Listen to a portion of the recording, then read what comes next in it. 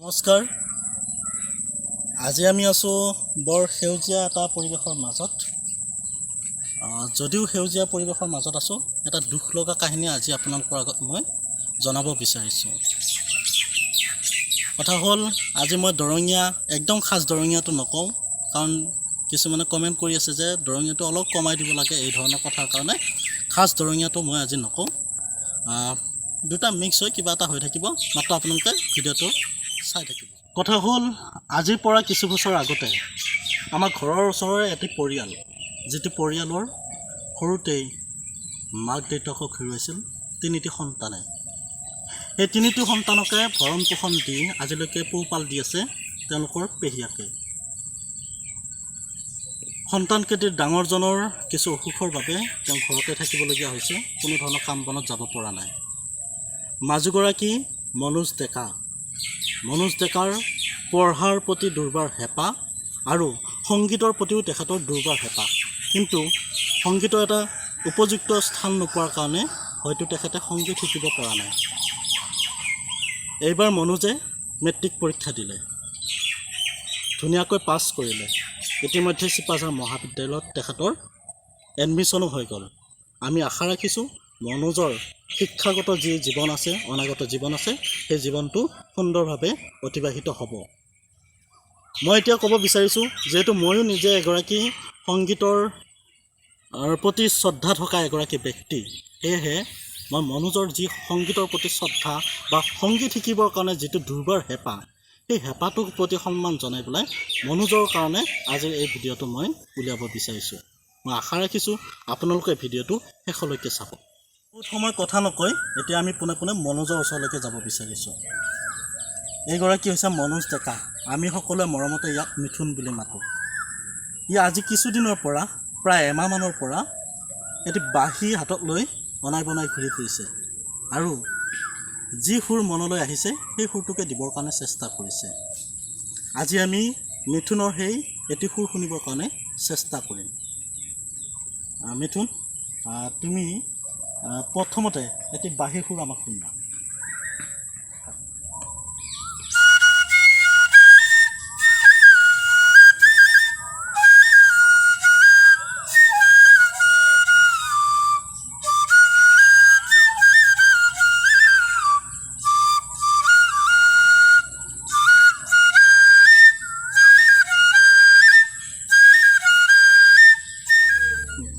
ঘোঁৰাবান্ধা দেউলৰ পৰা অনা এটি বাঁহীৰে মনোজে ইমান ধুনীয়াকৈ সুৰবোৰ তুলিব পাৰিছে।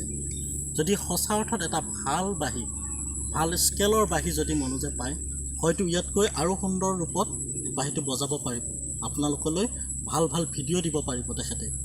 গতিকে আশা ৰাখিছোঁ, যদি কোনোবাই সঁচাকৈ সহায় কৰিব বিচাৰে, মনোজৰ ওচৰলৈ আহক আৰু সহায় কৰক। সেই অনুভূতি, সেই অনুভৱ হয়তো বহুতে কৰিব নোৱাৰিব, হয়তো বহুতে বুজি পাব। সেই দুখ বা সেই বেদনাটো বুকুত বান্ধি লৈ দৌৰি ফুৰাটো কিমান কঠিন কাম। মই আশা ৰাখিছোঁ মনোজৰ যি স্বপ্ন, মনোজৰ যি সপোন আছে, এই বাঁহীৰে জগত জিনাৰ, এই বাঁহীৰ সুৰত নিজৰ মাতৃক বিচাৰি ফুৰাৰ, সেই সপোনক যাতে দুই এগৰাকী ব্যক্তিয়ে সহযোগিতা আগবঢ়ায়। সেইকাৰণে মোৰ ভিডিঅ'টো বনোৱাৰো সেইটোৱে উদ্দেশ্য আছিল যে মনোজক আমি যাতে সংগীতৰ ক্ষেত্ৰখনত এখন মঞ্চ দিয়াৰ বাবে প্ৰয়াস কৰিব পাৰোঁ, মনোজক যাতে উপযুক্ত আমি বাঁহীৰ শিক্ষা দিব পাৰোঁ, এই প্ৰক্ৰিয়াটোৰ কাৰণে লৈ যাবৰ কাৰণে এই ভিডিঅ'টো আপোনালোকলৈ মই আগবঢ়াইছোঁ। আমি সকলোৱে কম বেছি পৰিমাণে তেখেতক সহায় সহযোগ কৰিব পাৰোঁ। যদি সুহিত ব্যক্তিয়ে তেখেতক সহায় সহযোগ কৰিব বিচাৰে, তেনেহ'লে আপোনালোকে যোগাযোগ কৰিব পাৰে আৰু আগবাঢ়ি আহিব পাৰে। মই এইখিনিতে কৈছোঁ, চিপাঝাৰ চিৰাখোৱাস্থিত মনোজৰ গৃহলৈকে আহিব পাৰে সকলোৱে, এবাৰ চাই যাব পাৰে মনোজ কি অৱস্থাত আছে।